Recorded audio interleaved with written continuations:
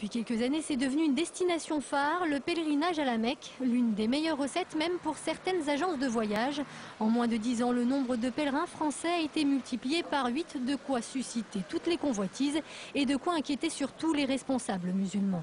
C'est une manne financière extraordinaire. Le chiffre d'affaires du pèlerinage est estimé à peu près à 150 millions d'euros. Ça fait quand même, ça attire beaucoup de monde et n'importe qui peut organiser malheureusement le pèlerinage en France, ce qui explique un petit peu l'état de délabrement, il faut le dire, dans lequel nous vivons depuis quelques années.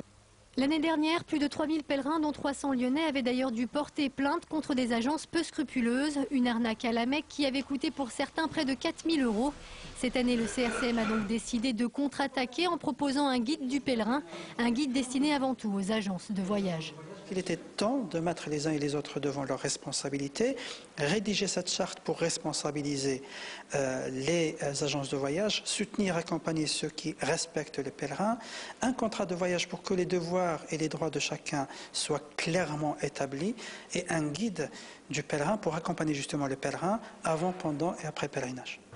L'objectif est donc de moraliser le pèlerinage, une démarche à laquelle s'associe une fois n'est pas coutume l'État, qui souhaite que soient sanctionnées plus sévèrement les arnaques à la Mecque. L'idée, c'est d'une part de faire en sorte de mobiliser les services de l'État par rapport à certaines pratiques commerciales. Et c'est ainsi que les directions départementales de la concurrence et des prix vont récolter les plaintes des gens qui sont lésés par ces agences. Cette année encore, plus de 5000 fidèles de la région devraient accomplir le Hajj, un pèlerinage qui devrait débuter le 7 ou 8 décembre prochain.